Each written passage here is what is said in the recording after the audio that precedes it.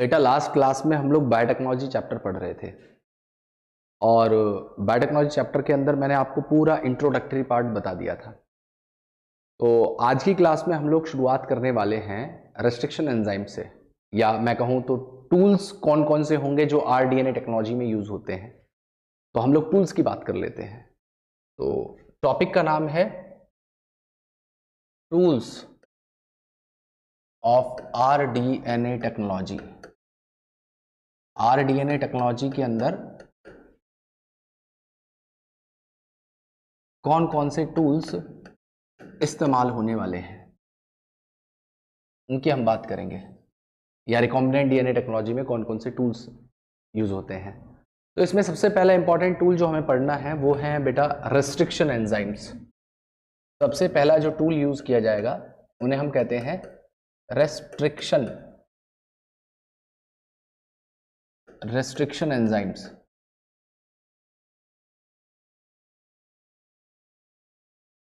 देखिए restriction enzymes को हम एक और नाम से जानते हैं, इन्हें हम मॉलिक्यूलर सीजर्स भी कहते हैं। इन्हें हम मॉलिक्यूलर सीजर्स भी कहते हैं। मॉलिक्यूलर सीजर इन्हें इसलिए कहा जाता है क्योंकि ये मॉलिक्यूलर लेवल पे मतलब डीएनए को कट करते हैं, और ये जिस फैमिली से बिलोंग करते हैं एंजाइम्स, जिस फैमिली से बिलोंग करते हैं उस फैमिली को हम लोग न्यूक्लियेजेस कहते हैं। न्यूक्लियेजेस वो क्लास है एंजाइम की जो बेसिकली डाइजेस्ट करती है न्यूक्लिक एसिड को।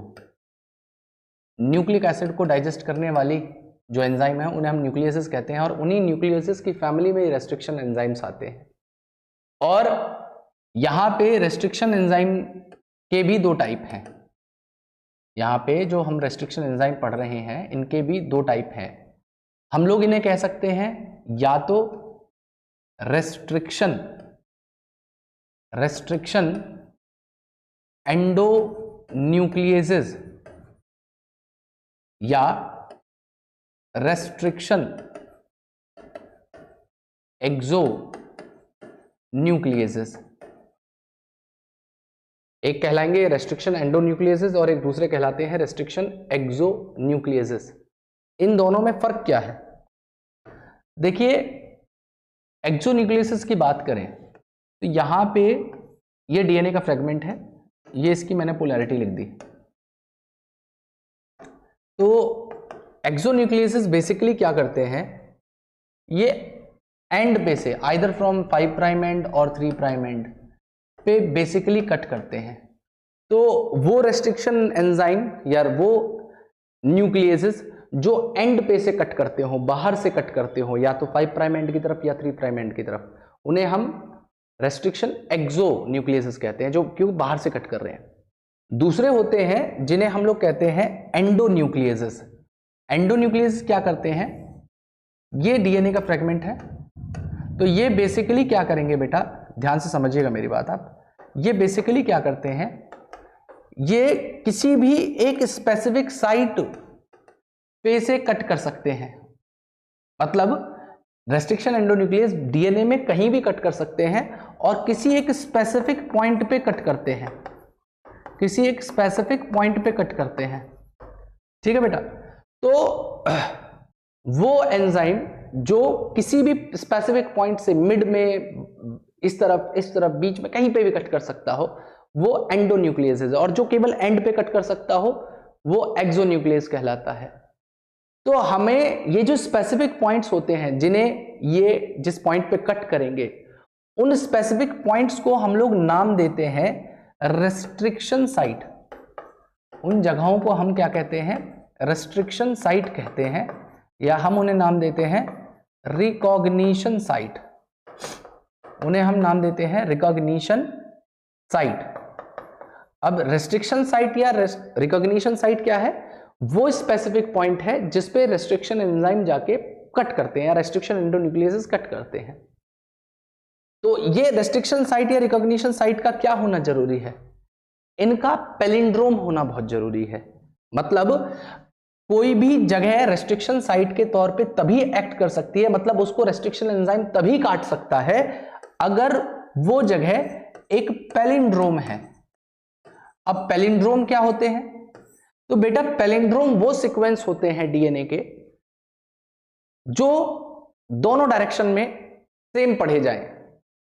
अगर आप उन्हें 5 प्राइम टू 3 प्राइम एंड की तरफ पढ़े और दूसरी तरफ आप इस तरफ से 5 प्राइम से 3 प्राइम एंड की तरफ पढ़े, दोनों एंड की तरफ अगर आप पढ़ रहे हैं, मतलब आप दोनों पोलैरिटीज में आप उन्हें पढ़िए, इस डायरेक्शन में पढ़ लीजिए और आप इस डायरेक्शन में पढ़ लीजिए, टू एंड फ्रो आप उन्हें पढ़िए, तो अगर दोनों डायरेक्शन में वो सेम है तो वो पैलिंड्रोम कहलाते हैं।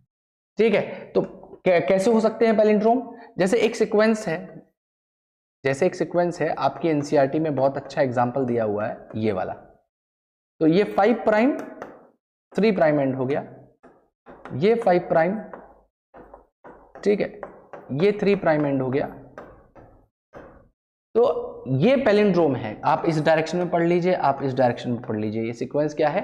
पैलिंड्रोम कहलाएगा। इसके अलावा और क्या पैलिंड्रोम हो सकता है? देखिए उदाहरण के तौर पे एक और पैलिंड्रोम आपको बना के दिखा दे रहा हूं।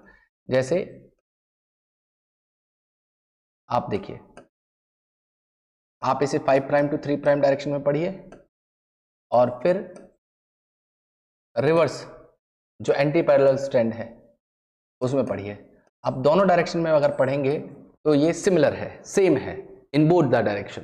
तो ऐसे सीक्वेंसेस को पैलिंड्रोम कहते हैं। तो ऐसे ही पैलिंड्रोम्स को हम रेस्ट्रिक्शन साइट कहते हैं। मतलब ये रेस्ट्रिक्शन साइट के तौर पे एक्ट करती हैं क्योंकि इन्हीं पे आके रेस्ट्रिक्शन एंजाइम एक्ट करेंगे।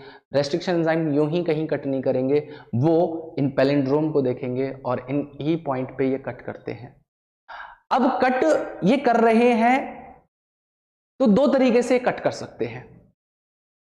या तो जैसे आपकी एनसीईआरटी के अंदर बताया गया है कि ये आपका एक पैलिंड्रोम है या रेस्ट्रिक्शन साइट है, तो इसमें मिड पॉइंट से, जो मिड पॉइंट है इससे थोड़ा सा दूर, अवे, बिटवीन 2 न्यूक्लियोटाइड, बट वो दोनों सेम होने चाहिए। मैंने क्या बोला कि कट करेंगे बिल्कुल बीच पॉइंट से थोड़ा सा दूर, इस तरफ भी थोड़ा इस तरफ दूर, और जिस 2 न्यूक्लियोटाइड के बीच में से ये यहां पे कट कर रहे हैं, उन्हीं 2 न्यूक्लियोटाइड के बीच में ये ऊपर वाले स्ट्रैंड पे कट करते हैं। तो ऐसे टाइप के कट तो स्टिकी कट कहलाते हैं, जिनकी वजह से स्टिकी एंड बनते हैं।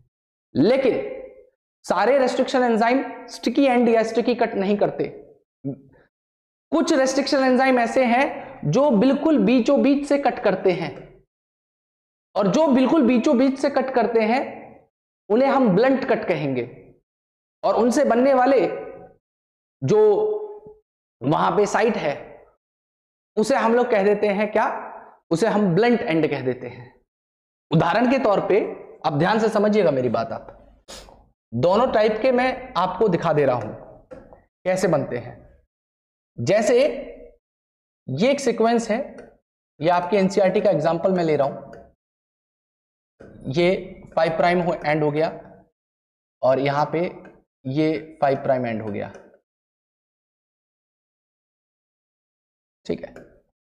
तो ये क्या करेगा, ये मिड पॉइंट से थोड़ा सा away between the same 2 nucleotide, देखिए यहां पे एजी के बीच में कट कर रहा है, यहां पे भी एजी के बीच में कट कर रहा है, और कट करने के बाद में ये एंजाइम जो इसे कर रहा था ये ECOR1 है।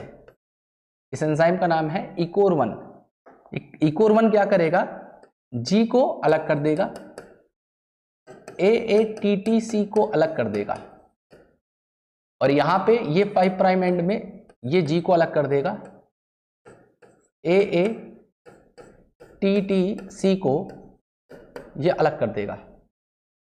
तो यहां पे जो ये एंड बन के आए हैं, ये जो जगह बन के आई हैं, इन्हीं को हम कहते हैं स्टिकी एंड। और इन्हीं स्टिकी एंड का इस्तेमाल हम पढ़ेंगे किस तरीके से डीएनए लाइगेज की मदद से इन स्टिकी एंड को जोड़ दिया जाएगा और एक आरडीएनए मॉलिक्यूल की फॉर्मेशन करवाई जाएगी। अभी मैं थोड़ी देर में बताऊंगा कैसे आरडीएनए बनाएगा, स्टिकी एंड कैसे करते हैं। तो ऐसे टाइप का कट जो है स्टिकी एंड बनाता है। एक होते हैं जिन्हें हम लोग ब्लंट कट कहते हैं। ब्लंट कट में क्या होगा, यहां पे एक फिर से मैंने और पैलिंड्रोम या रेस्ट्रिक्शन साइट को लिख दिया, यहां पे मैंने फिर से एक रेस्ट्रिक्शन साइट को लिख दिया, ठीक है। अब ब्लंट एंड में क्या किया जाएगा, बिल्कुल बीचों बीच से कट किया जाता है, और इसको करने वाला जो एंजाइम है उस एंजाइम का नाम मैं लिख दे रहा हूं SMA1। और एक और है जो ब्लंट एंड कट बना सकता है, हालांकि इस साइट पे नहीं करेगा, उसका नाम भी याद रखना, नीट में पूछा गया है, उसका नाम है इकोर फिफ्थ। जैसे इकोर 1 था वो स्टिकी एंड बनाता है, इकोर फिफ्थ ब्लंट एंड तैयार करता है। तो यहां पे रिजल्ट क्या होगा आप देखिए, ये सीक्वेंस कुछ इस तरीके से हो जाएगा, ये सीक्वेंस कुछ इस तरीके से हो जाएगा, ये 5 प्राइम, ये 3 प्राइम, ये 5 प्राइम, ये 3 प्राइम, और यहां पे जो बीच में एंड आए हैं उन्हें हम कहते हैं ब्लंट एंड, इन्हें हम नाम देते हैं ब्लंट एंड, इन्हें हम ब्लंट एंड नाम देते हैं। तो ब्लंट एंड ऐसे तैयार होते हैं और स्टिकी एंड इस तरीके से तैयार होते हैं। देखिए अभी आपने ये तो जान लिया रेस्ट्रिक्शन एंजाइम क्या करते हैं, किस तरीके से एंड बनाते हैं। अब इन रेस्ट्रिक्शन एंजाइम को बनाता कौन है और क्यों बनाता है, पर्पस क्या है इन रेस्ट्रिक्शन एंजाइम को बनाने का। तो ध्यान देना, इन रेस्ट्रिक्शन एंजाइम्स को जो बनाते हैं वो है बैक्टीरिया, और बैक्टीरिया इन रेस्ट्रिक्शन एंजाइम्स को अपनी प्रोटेक्शन के लिए बनाते हैं। और ये किससे प्रोटेक्शन करना चाहते हैं, तो बेटा वो बैक्टीरियोफेजेस या जो वायरसेस होते हैं जो बैक्टीरिया को अटैक करेंगे, उन बैक्टीरियोफेजेस से प्रोटेक्ट करने के लिए अपने आप को इन रेस्ट्रिक्शन एंजाइम्स को बनाते हैं। तो क्या होता है, तो असली कहानी आप यहां जानिए। देखिए मैंने बताया क्या कि जो रेस्ट्रिक्शन एंजाइम्स हैं, ये रेस्ट्रिक्शन एंजाइम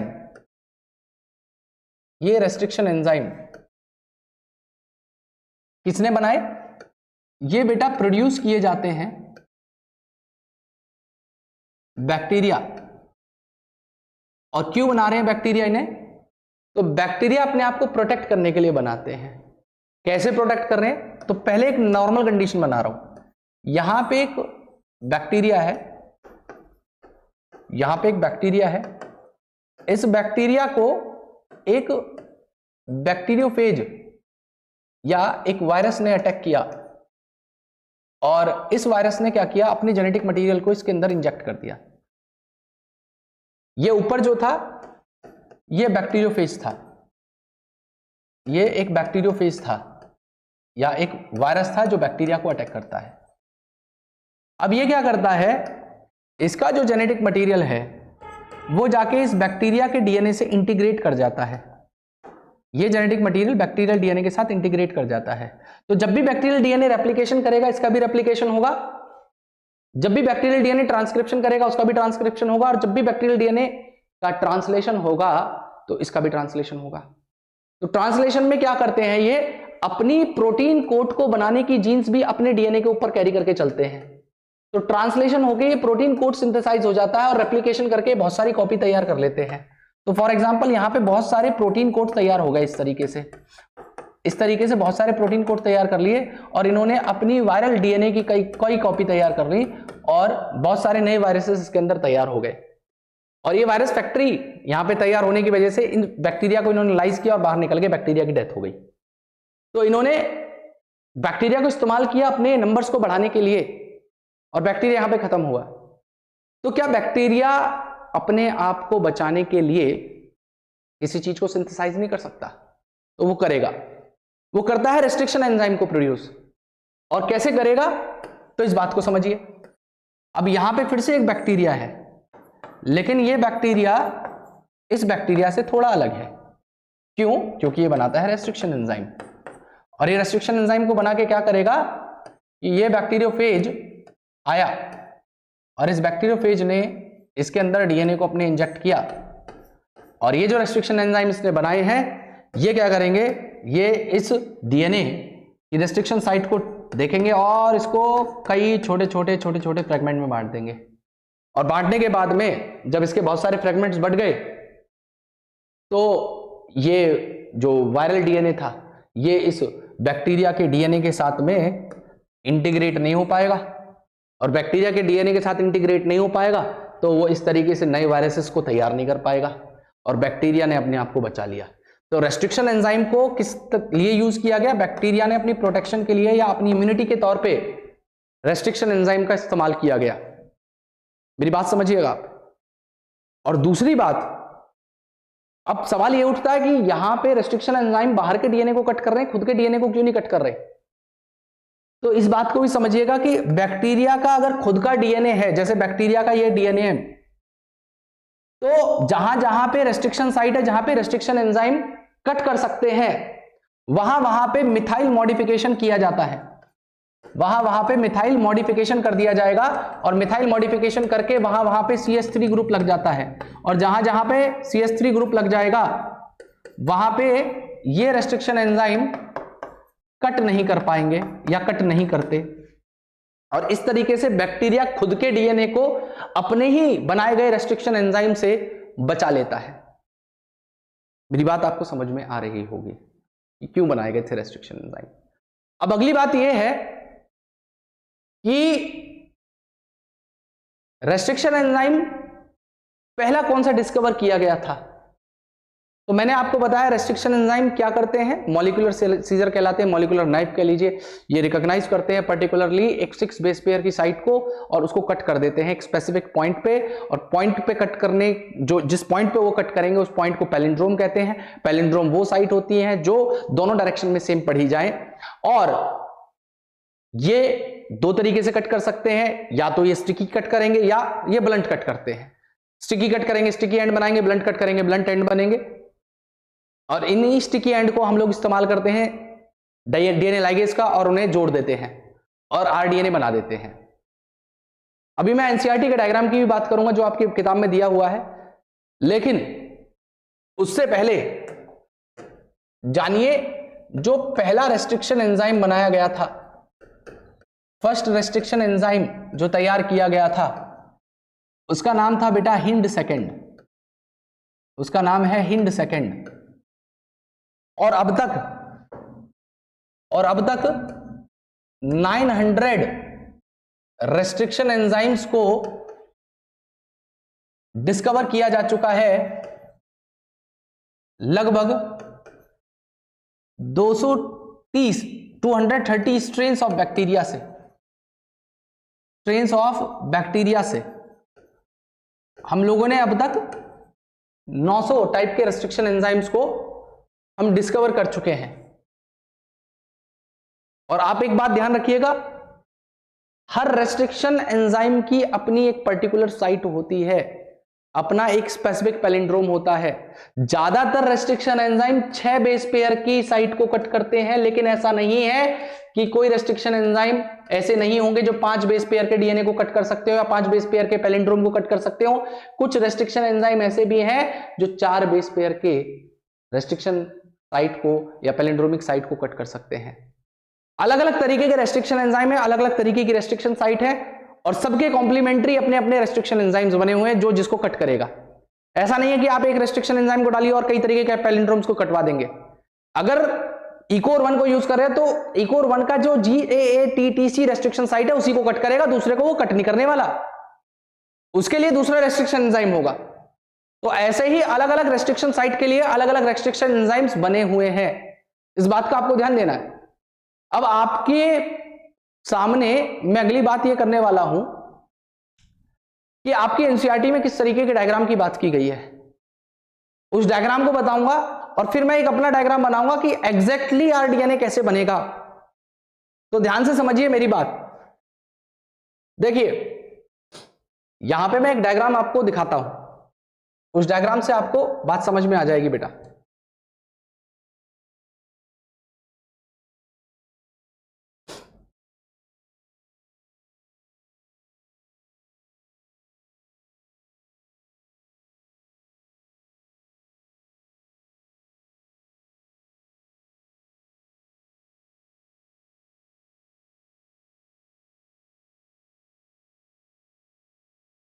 देखिए ये आपकी एनसीईआरटी का एक डायग्राम है जो आपके सामने स्क्रीन पे दिख रहा होगा।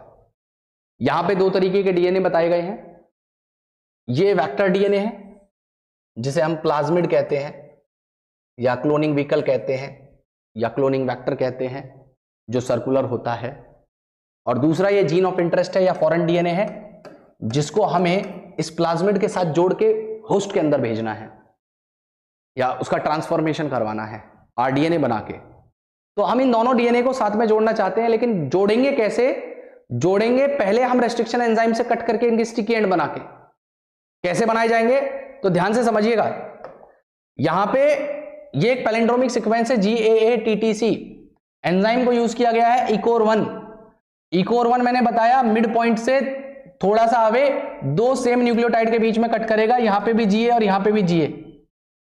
अब सिमिलरली जिस रेस्ट्रिक्शन एंजाइम को यहां पे यूज किया गया वही रेस्ट्रिक्शन एंजाइम यहां पे यूज किया जाएगा, वो यहां पे कट करेगा एक G और A के बीच में और इधर G और A के बीच में कट कर देगा। और कट करने के बाद में आप मेरी बात ध्यान से समझिएगा, यहां से इतना सीक्वेंस इस डीएनए से बाहर निकाल दीजिए आप। इसी तरीके से आप बेटा यहां पे इतना डीएनए फ्रैगमेंट, अगर मैं कलर थोड़ा सा अलग ले लेता हूं ताकि आपको समझने में आसानी हो, ये इतना डीएनए फ्रैगमेंट आप यहां से अलग निकाल दीजिए, खत्म। अब जो एक तो सीक्वेंस बचा ये वाला इतना यहां पे, और इधर बचा है आपका जो सीक्वेंस है वो बेटा ये वाला। अब आप अगर देख पा रहे हो तो देखिए G के आगे ये AATTC बिल्कुल फिट हो सकता है, और इसी A के कॉम्प्लीमेंट्री नीचे T यहां पे ऑलरेडी प्रेजेंट है, इसके कॉम्प्लीमेंट्री T यहां पे प्रेजेंट है, इसके कॉम्प्लीमेंट्री A है, इसके कॉम्प्लीमेंट्री A है, और यहां पे जो C लगा हुआ है, ठीक है, C के साथ में G अपने आप ऑटोमेटिकली आएगा ही आएगा, क्योंकि वो इनके बीच में कट कर रहा है। तो आपने इन जगहों को निकाल के, ये दो स्टिकी एंड तैयार हो गए, ये दोनों तरफ स्टिकी एंड तैयार हो गए, और आपने इन स्टिकी एंड को डीएनए लाइगेज नाम के एंजाइम से, डीएनए लाइगेज नाम के एंजाइम से जोड़ दिया, और जोड़ने के बाद में एक रिकॉम्बिनेंट डीएनए तैयार किया। अब आपके दिमाग में एक क्वेश्चन मार्क हो रहा होगा कि भाई जब रिकॉम्बिनेंट डीएनए तैयार हुआ तो यहां पे जो सीक्वेंस हुआ होगा वो तो वही है, सेम GAATTC, इधर से GAATTTC। बोला ये तो सेम वही चीज आ गई यार, ये रिकॉम्बिनेंट डीएनए कैसे बना है? देखिए ये आपको समझाने के लिए बताया गया कि दो डीएनए को कैसे जोड़ दिया जाता है, दो डीएनए कैसे जोड़े जाते हैं, ये बताया गया। ये रिकॉम्बिनेंट डीएनए नहीं है, ये रिकॉम्बिनेंट डीएनए नहीं है। जब आपको बताया गया कि दो डीएनए कैसे जोड़े जाएंगे, स्टिकी एंड कैसे काम करते हैं, रेस्ट्रिक्शन एंजाइम कैसे काम करते हैं।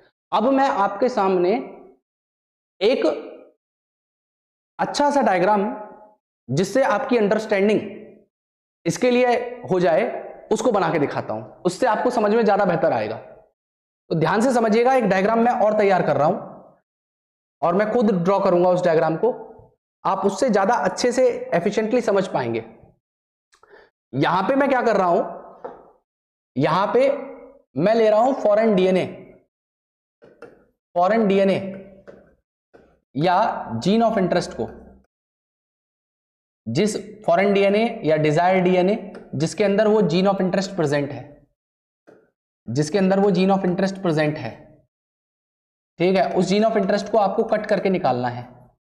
तो उदाहरण के तौर पे ये डिजायर डीएनए था, दोनों स्ट्रैंड थे, और यहां पे ये है आपकी एग्जैक्ट जीन ऑफ इंटरेस्ट जिसे आप भेजना चाहते हो। तो आपने क्या किया, आपने पाया कि यहां पे एक रेस्ट्रिक्शन साइट है, या यहां पे एक पैलिंड्रोमिक साइट है, और दूसरी साइट यहां पे प्रेजेंट है, ठीक है जी, दूसरी साइट यहां पे प्रेजेंट है। आप इनकी पोलैरिटी को लिख दीजिए।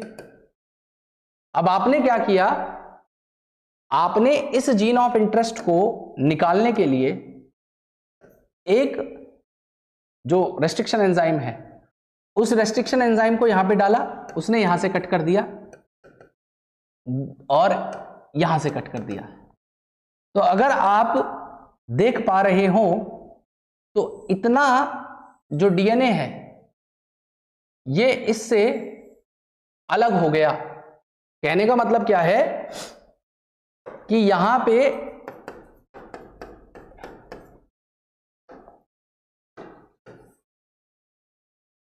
ये बीच की जीन ऑफ इंटरेस्ट है और ये ऐसे हो गया,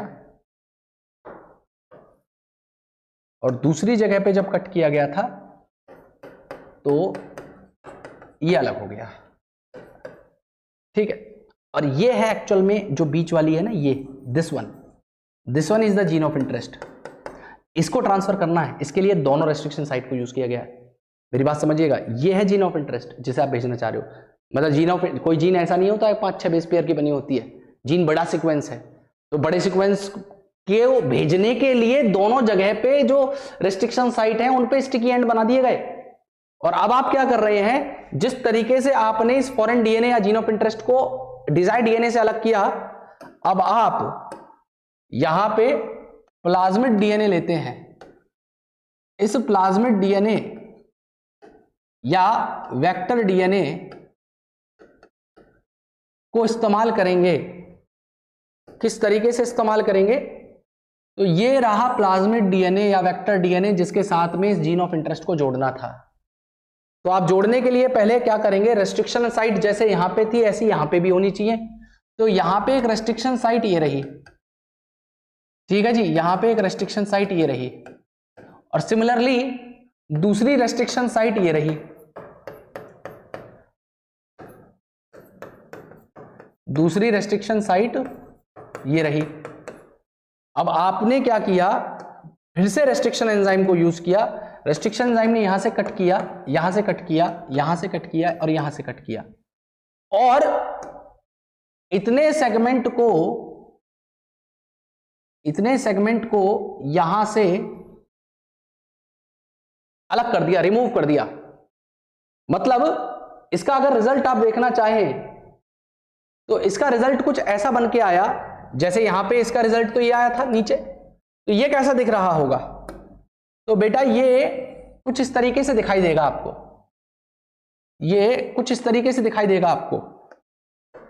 यहां पे ये जी लगा हुआ है, यहां पे CTTA लगा हुआ है, ठीक है जी, और इसी तरीके से इसमें जी लगा हुआ है और यहां पे CTTA लगा हुआ है, ठीक है। हालांकि मैंने काफी ज्यादा उसको पास कर दिया है, मैं थोड़ा छोटा लिख देता हूं ताकि लगे भी, ठीक है।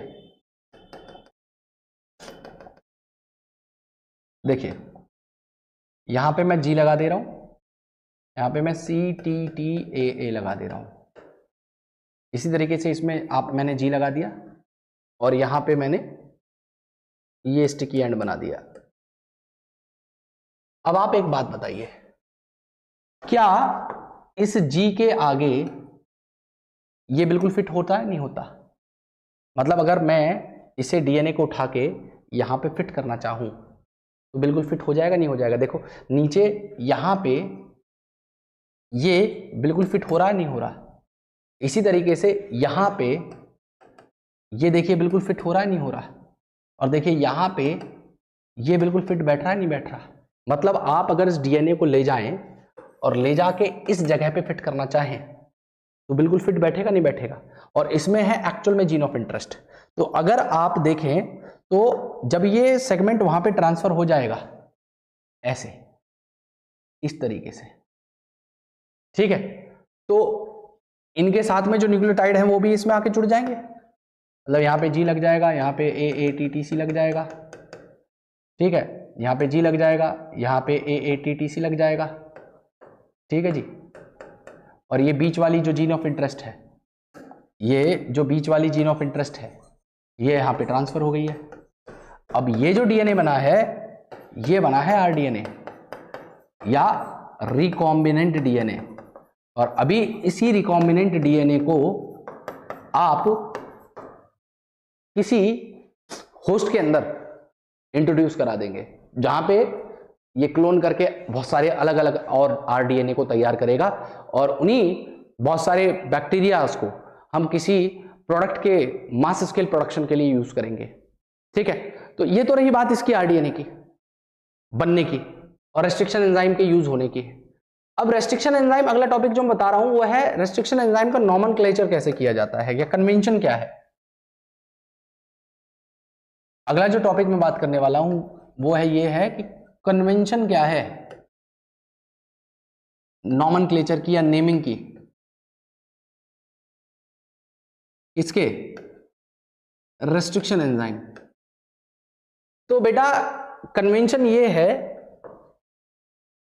कि जैसे मैंने आपके सामने एक एंजाइम दिया या उस एंजाइम का नाम लिख रहा हूं और मैं बताऊंगा, जैसे ये लिखा है इकोर-1, इसको मैंने थोड़ा गैप में लिखा है, रीजन अभी आपको समझ में आ जाएगा, साथ में लिखते हैं हम इसे इकोर-1। तो इस इकोर-1 का मतलब क्या है, तो इसमें सबसे पहला जो लेटर आ रहा है, जो यहां पे फर्स्ट लेटर आ रहा है, इस फर्स्ट लेटर रिप्रेजेंट करता है इसके जीनस को। इस जीनस के पहले वर्ड को ले लीजिए, सॉरी इस जीनस के पहले वर्ड को ले लीजिए, जैसे इसका जीनस है इस्चीरिचिया, इस्चीरिचिया।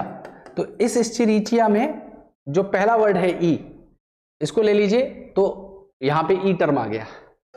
नेक्स्ट जो दो टर्म है यहां पे, जो सेकंड और थर्ड लेटर है, सेकंड और थर्ड लेटर है, ये इसकी स्पीशीज को रिप्रेजेंट करते हैं और इसकी स्पीशीज है बेटा कोलाई। और कोलाई में ये दो वर्ड, इसके ऊपर नीट में क्वेश्चन बना हुआ है कि सीओ रिप्रेजेंट, उसमें कोलॉन कोलाई अलग अलग चीजें उसमें लिखी हुई है। सीओ का मतलब है कोलाई, उसकी स्पीशीज, और आर का मतलब है यहां पे, आर जो इसका फोर्थ लेटर है, आर जो इसका फोर्थ लेटर है, ये इसकी स्ट्रेन को रिप्रेजेंट करता है, डिनोट करता है। स्ट्रेन का मतलब है जैसे बैक्टीरिया के जो टाइप्स होते हैं, सब टाइप होते हैं, जैसे एक ही स्पीशीज की कई वैरायटी हो सकती है, प्लांट्स में ब्रीड हो सकती है, एनिमल में, ऐसे ही बैक्टीरिया के अंदर स्ट्रेन्स हो सकती है। तो यहां पे स्ट्रेन होती है RY13, और इस RY13 का पहला वर्ड है आर, वो यहां पे लिया गया है। और सबसे लास्ट जो लेटर होता है बेटा, जो फिफ्थ लेटर है यहां पे, वो रोमन लेटर होता है या रोमन नंबर्स में उसे लिखा जाता है। वो ये रिप्रेजेंट करता है, डिनोट करता है ऑर्डर ऑफ डिस्कवरी को, ऑर्डर ऑफ डिस्कवरी को। मतलब ये जो एंजाइम डिस्कवर हुआ है, ये पहले नंबर पे हुआ है इस स्ट्रेन से या दूसरे नंबर पे हुआ। जैसे RY इकोलाई बैक्टीरिया की RY13 स्ट्रेन बैक्टीरिया या उसकी इस स्ट्रेन से ये पहला एंजाइम डिस्कवर हुआ, तो इसे बोल दिया इकोर-1। अगर इसी स्ट्रेन से, इसी स्पीशीज की दूसरा एंजाइम डिस्कवर हो जाए तो उसे कह देंगे इकोर-2, फिर तीसरा एंजाइम हो जाए तो इकोर-3। ऐसे ही मैंने अभी आपको बताया था ब्लंट टेंट बनाता है, जिसमें नीट के अंदर सवाल पूछा गया है, उसका नाम है इकोर-5। तो ऑर्डर ऑफ डिस्कवरी, कौन से नंबर पे डिस्कवर हुआ है, अगर पहली बार हुआ है तो फर्स्ट, और ऐसे ही ऑर्डर में आप लगाते चले जाए। तो ये तो बात रही बेटा रेस्ट्रिक्शन एंजाइम्स की।